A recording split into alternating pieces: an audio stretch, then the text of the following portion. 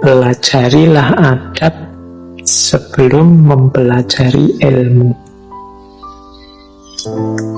Jadi adab itu buahnya akhlak.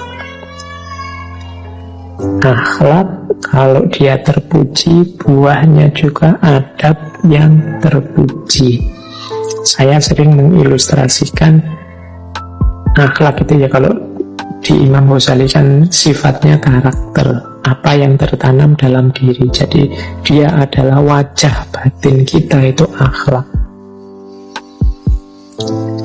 Jadi akhlak itu kan dari kata dasar kholq. Kholq itu ciptaan.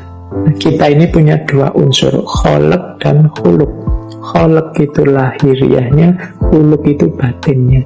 Jadi wadah batin kita, wajah batin kita itu akhlak.